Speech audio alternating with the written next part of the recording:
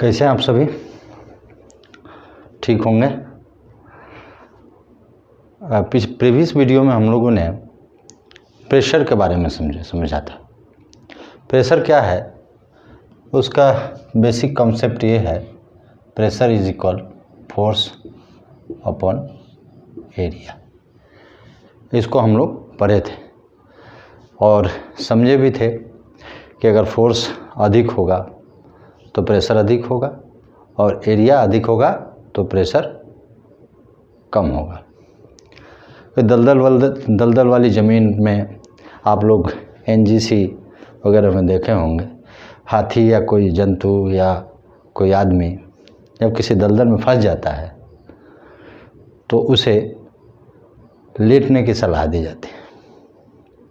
लेटने का मतलब कि एरिया कम हो जाएगा, एरिया कम हो जाएगा तो प्रेशर कम हो जाएगा और वो धंसने से बच जाएगा। इसके बारे में हम लोग पढ़े थे प्रीवियस वीडियो में। अब इसके बारे में और थोड़ा सा समझेंगे। जो प्रेशर नापते किससे है, इसके बारे में समझिए कि इसका एक यंत्र होता है जिसको बोलते हैं मैनोमीटर। इससे प्रेशर का माप होता है। अब क्या ठोस, द्रव या गैस, सॉलिड, लिक्विड और गैस में प्रेशर एक जैसे लगता है? इसी के बारे में मुख्य रूप से आज हम लोग समझेंगे। तो पहला है, इसको मिटा देते हैं। पहला है, दिख रहा है ना, प्रेशर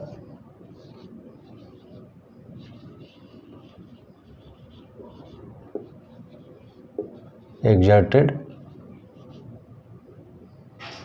बाई सॉलिड। ठीक है। दूसरा है प्रेशर एक्सर्टेड बाई लिक्विड। ये तो कई लोग को पहले ही समझ में आ जाता है कि सॉलिड बोलेंगे तो अगला क्या होगा, लिक्विड होगा, उसके अगला क्या होगा तो गैस होगा। और एक तीसरा है, ज़रूरत है बोलने के? बिल्कुल नहीं, गैस। ठीक है।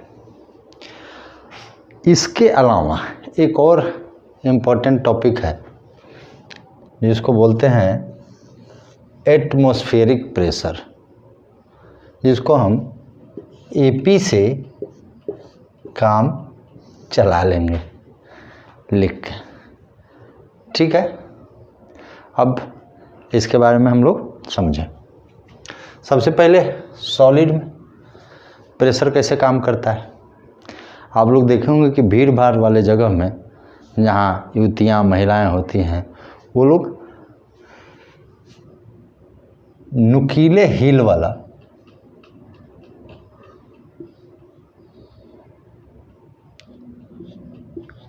सैंडल पहनती हैं और वो पैर पर पड़ता है तो बहुत चुभता है। इसका मतलब क्या होता है? एरिया कम हो गया, प्रेशर बढ़ गया। और क्या है? वो सॉलिड है। अब सॉलिड का गुण क्या है? सॉलिड का गुण है कि जैसे हम किसी फर्श पे खड़े हैं तो जो प्रेशर होगा ना, वो सरफेस जिस पे खड़े हैं उसके परपेंडिकुलर लगेगा, लंबवत। ठीक है। जैसे मान लीजिए कि कोई सरफेस है और इस पर से फोर्स लगा तो ये इसके राइट एंगल बनाएगी, मतलब परपेंडिकुलर, लंबवत लगेगा। ठीक है। इतना ही है। ये हो गया सॉलिड में। अब नेक्स्ट है इसका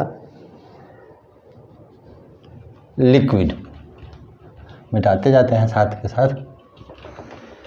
लिक्विड, क्या लिक्विड में भी इसी तरह परपेंडिकुलर प्रेशर लगता है? समझिए इसको। इसके लिए हम एक वाटर कंटेनर बनाएंगे।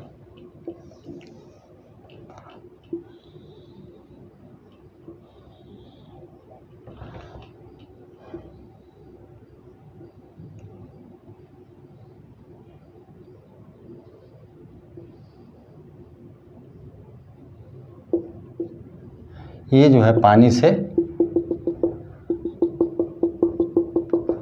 क्या है,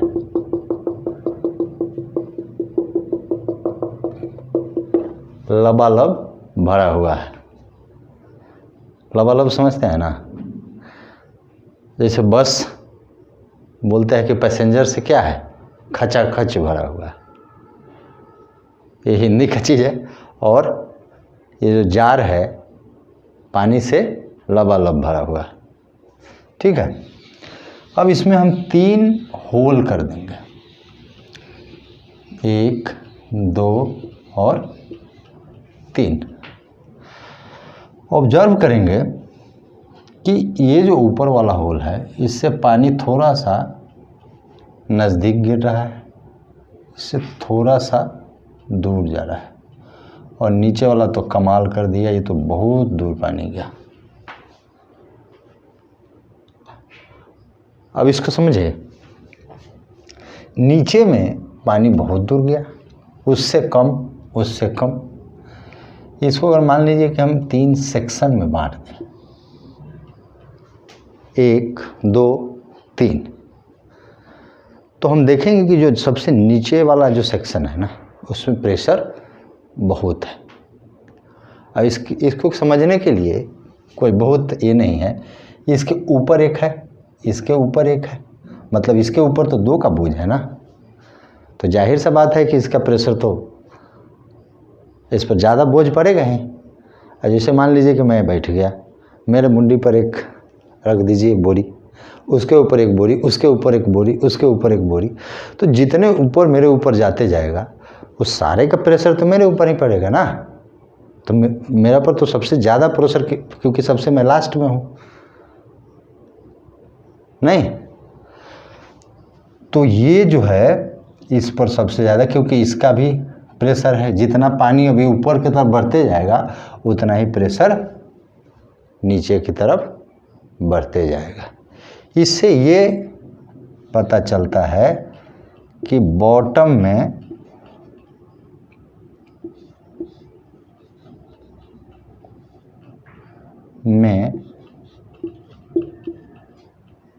मैक्सिमम प्रेशर एग्जर्ट होता है।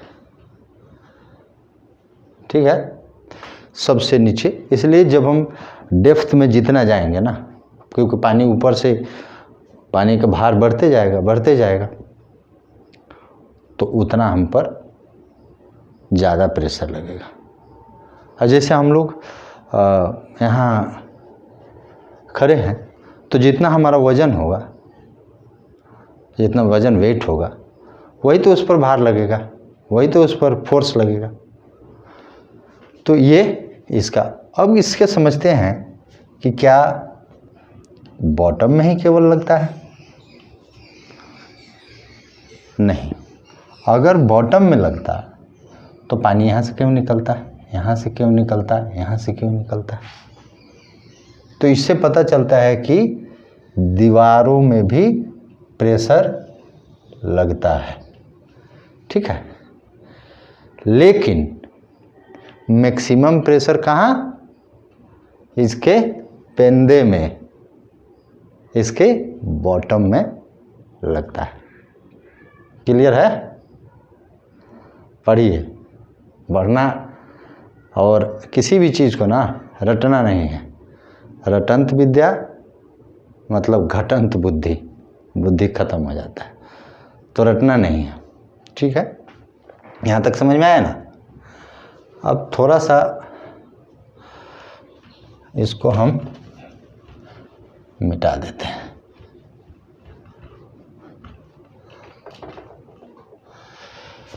एक टब बनाते हैं। अरे वही नाद, माल मवेशी, इसको भी ना पानी से खचाखच भर देंगे। ठीक है, अब इस पर से एक फुटबॉल हम डुबाएंगे, फुटबॉल को नीचे की तरफ डुबाएंगे तो देखेंगे क्या कि जितना धक्का मार रहा है ना उतना ही ऊपर की तरफ ये फेंक रहा है, एक फोर्स ऊपर की तरफ फेंक रहा है। तो ये तो कमाल हो गया भाई। हम तो कह रहे हैं बॉटम में लग रहा है नीचे की तरफ, और नीचे की तरफ तो पता है ना ग्रेविटी के कारण नीचे की तरफ डाउनवर्ड में ज़्यादा फोर्स लगता है, लेकिन ये तो अपवर्ड में भी लग रहा है। इससे क्या पता चल रहा है? इससे पता चलता है कि एक अपवर्ड फोर्स भी लग रहा है जिसको बोलते हैं बुएंसी फोर्स। बुएंसी फोर्स हिंदी में उत्प्लावन बल। जब आगे की क्लास में आप जाएंगे तो आर्किमिडीज का सिद्धांत जब पढ़ेंगे तो उसमें पता चलेगा कि एक लोहे की कील पानी में डूब जाती है जबकि एक लोहे का जहाज नहीं डूबता है। क्या कारण? बुएंसी फोर्स, वही कारण फेंकता है ऊपर की तरफ। तो इसका मतलब हम कह सकते हैं कि लिक्विड में ऑल डायरेक्शन में फोर्स एग्जर्ट होता है, लेकिन बॉटम में सबसे ज़्यादा। ठीक है, अगर दिक्कत होगा बीच में तो बोलते भी रहना है। ठीक है ना। अब इसको और एक आध एग्जाम्पल से समझते हैं। आप कभी डैम वगैरह गए होंगे, पिकनिक स्पॉट होता है, पिकनिक वगैरह मनाने बहुत लोग जाता है, तो देखे होंगे। जाइए ना कहीं तो कुछ समझिए चीज़ को, ये नहीं कि गए और मिक्स चिप्स कुरकुरे और कोल्ड ड्रिंक पी के आ गए तो वहाँ की भौगोलिक स्थिति, वहाँ के ऐतिहासिक परिदृश्य और सारी चीज़ के बारे में समझना है कि क्यों है और ये कैसे काम करता है। ठीक है ना। ये मान लीजिए कि ये पानी है और डैम इस तरह से बना रहता है। ये चिनाई होता है, ये सब चिनाई होता है यहाँ तक ऐसे। तो आप देखेंगे क्या कि नीचे की तरफ जैसे बढ़ रहा है ना, इसकी चौड़ाई बढ़ रहा है डैम का। इसका क्या मतलब है? इसका मतलब यही है कि यहाँ जो फोर्स लग रहा है बॉटम में एक मैक्सिमम फोर्स लगेगा, और मैक्सिमम फोर्स लगेगा इसलिए मैक्सिमम सिक्योरिटी की ज़रूरत है, मैक्सिमम इसको सपोर्ट की ज़रूरत है, इसलिए यहाँ इसको अधिक मजबूत डैम को बनाया जाता है। ठीक है, ये हो गया लिक्विड में एक्सर्शन। अब लास्ट नहीं है गैस। गैस में कैसे काम करता है?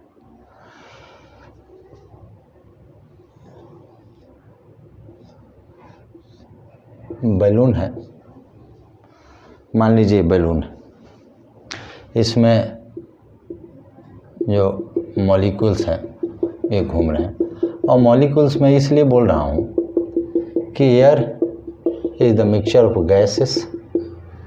ठीक है, तो इनके जो मॉलिक्यूल्स हैं ना, सॉलिड जानते हैं आप, सॉलिड और लिक्विड के बनिस्पत ये ज़्यादा ही अनकंट्रोल होते हैं। इसको किसी से किसी को मतलब नहीं, इतने बदमाश होते हैं ना, इधर से इधर, इधर से उधर, इधर से इधर रैंडमली मूवमेंट करते रहते हैं, रैंडम मूवमेंट करते रहते हैं।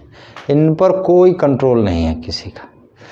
तो होता क्या है, ये चारों तरफ से, अब लिक्विड में आपने देखा था बॉटम में मैक्सिमम है, लेकिन यहाँ कहीं मैक्सिमम नहीं है, कहीं मिनिमम नहीं है, चारों तरफ से प्रेशर बराबर इस पर लग रहा है। ठीक है ना। ये इस पर काम करता है। इसीलिए ये जब इसको कोई शेप, जिस शेप का होगा, जब इसमें हवा भरेंगे मुंह से या फिर मशीन से, या चाहे फिर साइकिल का ट्यूब देखे होंगे हवा भरने से पंप से, वो जिस आकार का होता है वो एक साथ बराबर एक्सटेंशन होता है उसमें। क्या कारण है कि एक समान ये जो है और ये एक दूसरे को टकराते रहते हैं, इधर से इधर, इधर से इधर, इधर से इधर, ये इनका काम है। अब इसको हम थोड़ा सा समझते हैं फोर्स अपॉन एरिया के लिहाज से। क्या है? ये है कि अगर एरिया कम करते हैं, ठीक है, एरिया अगर कम करते हैं तो कैसे कम करेंगे? इसको मान लीजिए कि इसको प्रेस कर देंगे, बीच में से दबा देंगे ना जी, मान लीजिए डाउन हो जाएगा तो एरिया कम हो जाएगा। एरिया कम हो जाएगा तो ये भाई कहाँ जाए इतना, तो ये ब्रस्ट होने का डर रहता है क्योंकि प्रेशर बढ़ रहा है। दूसरी बात, ये तो ये हो गया एरिया। फोर्स का, अब देखिए एरिया को हम जस के तस रहने देंगे, ज़्यादा दिमाग नहीं लगाएंगे।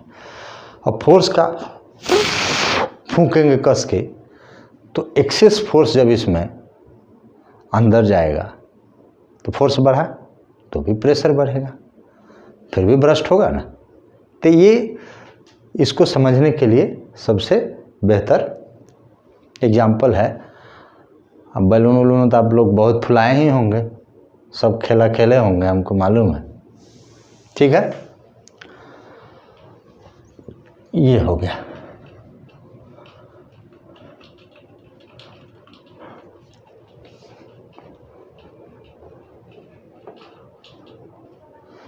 अब पढ़ेंगे एपी, मतलब एटमॉस्फेरिक प्रेशर। हाँ, बीपी, एपी, बीपी भी पढ़ेंगे और बीपी का एपी से कैसे रिलेशन है ये भी समझेंगे। अब जहाँ हम खड़े हैं, हमारे सराउंडिंग कोई ना कोई एटमॉस्फेयर है ना, हम कैसे खड़े हैं, एटमॉस्फेरिक प्रेशर है और इसलिए हम यहाँ खड़े हैं, तो हम पर प्रेशर भी है। जो हमारे ऊपर जो एटमॉस्फेयर का ये जो प्रेशर है, जैसे मान लीजिए कि हम लोग सबसे नीचे खड़े हैं, तो जितने लेयर्स हैं, ये लेयर्स हैं, इसका प्रेशर किस पर है? हमें लोग पर तो है नहीं। और जैसे जैसे हम ऊंचाई की तरफ जाएंगे तो ये तो कम होते जाएगा ना, डिक्रीज हो जाएगा एटमॉस्फेरिक प्रेशर। यही कारण है कि सबसे समुद्र तल पर, सी लेवल पर सबसे मैक्सिमम प्रेशर एटमॉस्फेरिक प्रेशर होता है, ठीक है। अब ये एक सवाल रहता है कि कितना ऊपर तक प्रेशर रहता है, काम करता है? तो जहाँ तक एटमॉस्फेयर होगा वहीं तक प्रेशर होगा। तो ये माना जाता है कि 300 किलोमीटर तक होता है, ठीक है। ये 300 किलोमीटर तक होता है।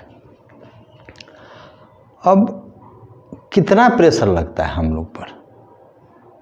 प्रेशर तो लगता है, हर चीज़ लगता है, तो कोई हिसाब किताब होगा ना जी। जैसे किसी को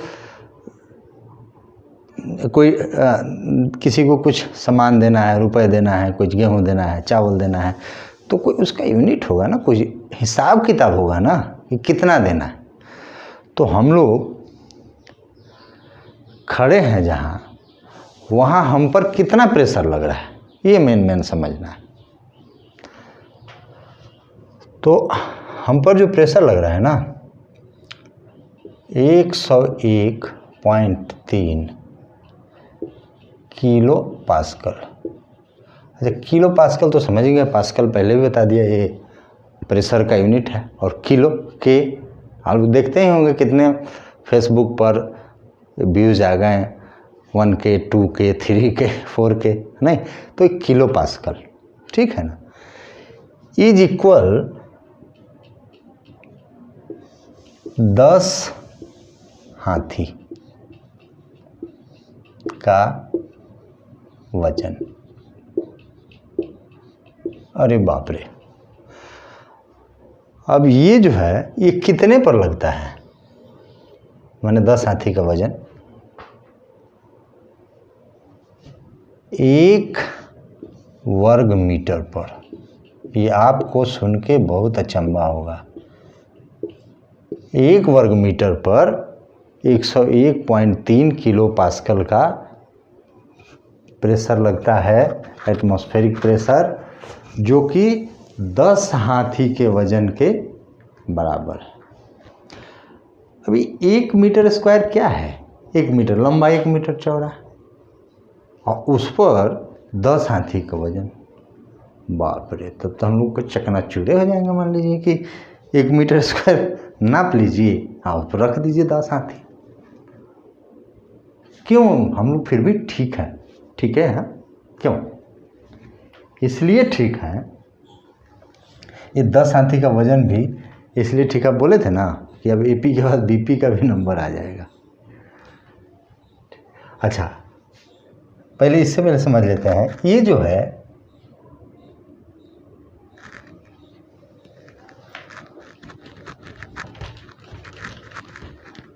10 हाथी का वजन जो है ये है, क्या यही यूनिट रहेगा क्या एटमॉस्फेरिक प्रेशर का? नहीं, ये 760 mm मरकरी Hg के इक्वल। इसका मतलब एटमॉस्फेरिक प्रेशर का एपी का यूनिट जो है मिलीमीटर Hg, मरकरी मिलीमीटर। अब इसके बारे में भी कभी कि मरकरी ही क्यों लिया, सोना क्यों नहीं, लोहा क्यों नहीं, फेरस क्यों नहीं ले लिया, ये जी, इसके बारे में कोई बात करें तो इसके इक्वल है। इसका मतलब ये जो यूनिट है एटमॉस्फेरिक प्रेशर का यूनिट है, और इसको नापते हैं किससे, मैनोमीटर तो बता ही दिया था, अब इसको नापते हैं बैरोमीटर।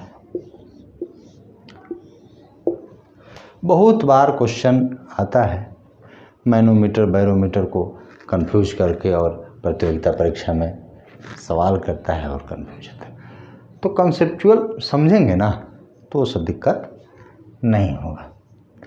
अब हम लोग थे कि क्यों नहीं हम लोग पर, मतलब हम लोग चकनाचूर क्यों नहीं हो जाते हाथी की वजह से। तो हमारा शरीर में ना ब्लड वेसल्स है, पता ही होगा आपको सब, ठीक है, और इसमें ब्लड जो है रन करते रहता है। तो इसका एक अपना प्रेशर है जो कि बाहर की तरफ लगता है, बाहर की तरफ लगता है, ठीक है। सामान्य तौर पर ठीक ठाक आदमी का 120/80 बोलते हैं कि बीपी का लेवल है। बीमार लोग चाहे इसके हिसाब से ही बदलते घटते भी रहता है, आमतौर पर 120/80। अभी है क्या, बायोलॉजी में इसको बोलते हैं सिस्टोलिक, और इसको बोलते हैं डिस्टोलिक।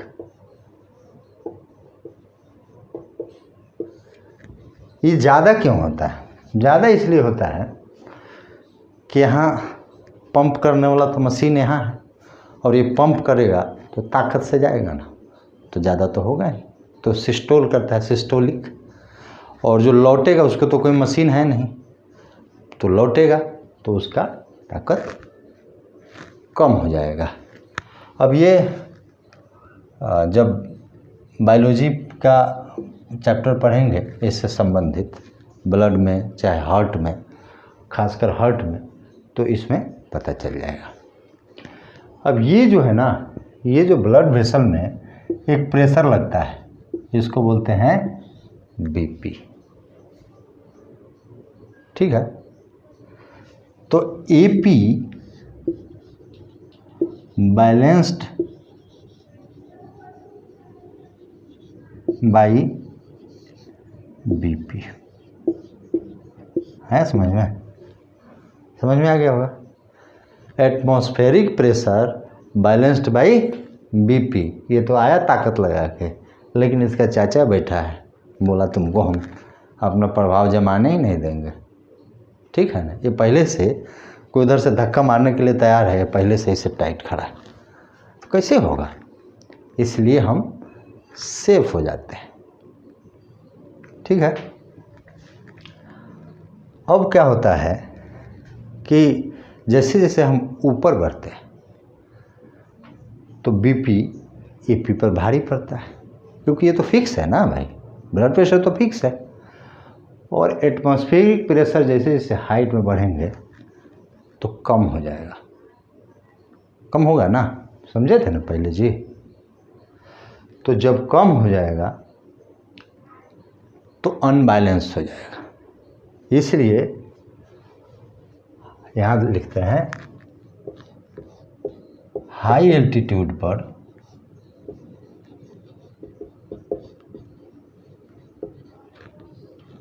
जब हम जाते हैं तो क्या होता है? नोज ब्लीडिंग, नाक में से खून बहना, या पेन से स्याही निकल जाना, वो बोलते ओक दिया पेन है, वो इसका एटमॉस्फेरिक प्रेशर का रिड्यूस हो जाना, डिक्रीज होना, ये एक कारण है। ठीक है, और इसका एक सेना में चाहे पैरामिलिट्री में जिनकी ड्यूटी सियाचिन ग्लेशियर साइड में होता है, उनको उसमें वेरिकोस वेन एक बीमारी होता है, जो नसें थोड़ी मोटी हो जाती है, स्वेलिंग हो जाता है। तो वैसे लोग को सेना में जिनको उधर ड्यूटी जाना नेसेसरी है, उनको अनफिट करार दिया जाता है। क्यों? क्योंकि वहाँ जब ये जाएंगे ना तो ये फटने का डर रहता है, और क्योंकि एटमॉस्फेरिक प्रेशर उसको प्रेशर नहीं देगा। दबाता तो कोई, दबाने वाला तो कोई मिला नहीं, हम मारो, मैं यहाँ से हम मारने के लिए तैयार हैं, उधर कोई रोकने के लिए है ही नहीं, तो हम तो नीचे ही गिर जाएंगे ना। ठीक है, तो ये कारण है, यही कारण है कि उनको नहीं लिया जाता है, क्योंकि उनकी ड्यूटी पुलिस में चलता है, पुलिस में कौन सा उधर जाना है। ठीक है, तो ये इसका एक इम्पोर्टेंट कारण है। ठीक है, हम जहाँ भी हैं,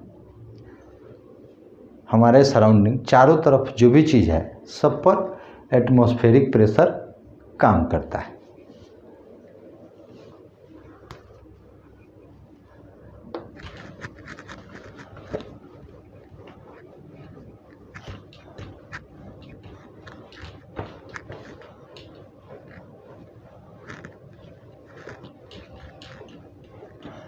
सभी जगह एटमॉस्फेरिक प्रेशर काम करता है। अगर नहीं काम करे तो क्या होगा? आप देखते हैं किसी चीज़ को, जैसे कोई टीना है, कनस्तर, और उसमें से ना एयर किसी तरह से खींचने का मशीन होता है ना, एयर खींचिए, वैक्यूम हो जाएगा, तो पता चलेगा कि उस पर कोई हाथी अपना पैर रख दिया, इतना पचक जाएगा।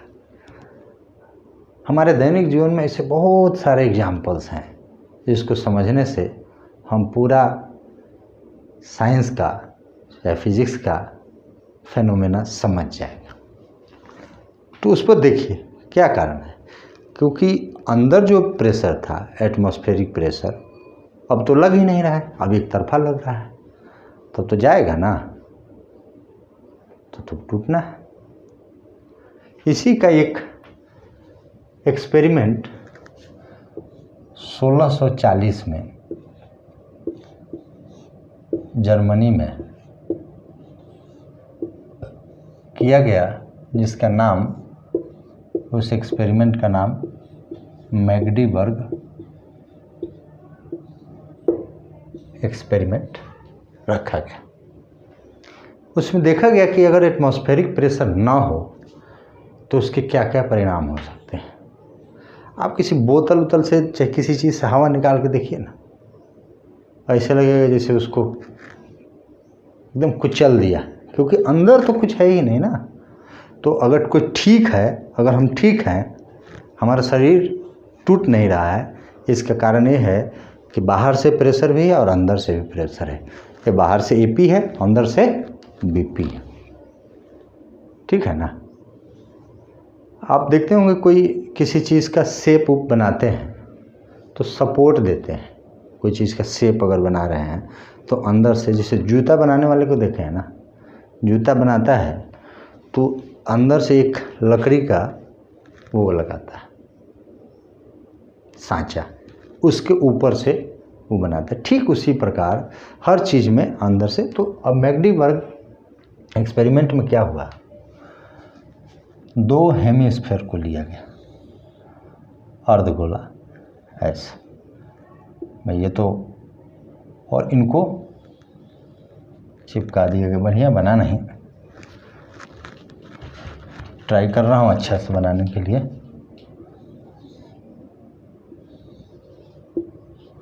ठीक है, ये अब क्या किया गया इसमें, ये दोनों को चिपकाया गया और किसी छेद से इसमें का एयर ना निकाल लिया गया, ये अंदर इसको खाली किया गया, वैक्यूम किया गया। उसके बाद यहाँ से 5-5, 6-6 घोड़े को जोड़ के लिख देता हूँ, घोड़ा बनाना खींचा गया। और 6-7 घोड़ा तो बहुत होता है एक हेमिस्फीयर खींचने के लिए, वो तो कितने को खींचे। तो खींचा गया ना, तो क्या हुआ, वो सफल नहीं हुए, नहीं खींच पाए, ये अलग नहीं कर पाए, जबकि ये कोई ज्वाइंट नहीं है, यहाँ कोई जोड़ नहीं है, इतना ही है कि अंदर कोई एटमॉस्फेयर नहीं है। तो हुआ क्या, प्रेशर एक तरफा काम किया बाहर से और इनको चिपका के रखने में मदद किया। ये अलग कब हो जाता है, जब ये इसमें से एयर निकाला नहीं जाता तो कुछ प्रेशर बाहर की तरफ लगता, कुछ प्रेशर अंदर के, और घोड़ा लोग तो अपना ताकत से खींच लेता। समझ में आ रहा है ना। इस तरह से एक्सपेरिमेंट हुआ और बाद में ये समझा गया कि जहाँ एटमॉस्फेयर नहीं है, जहाँ सब कुछ है, वहाँ एटमॉस्फेयर है और एटमॉस्फेरिक प्रेशर हर चीज़ पर लग रहा है और दोनों तरफ से लग रहा है। ठीक है, यहाँ तक समझ में आया। तो इस तरह से समझते रहिए, रटिए मत, रटने का ज़रूरत नहीं है, रटने से काम बेकार हो जाता है। और पढ़िए, ठीक है। धन्यवाद।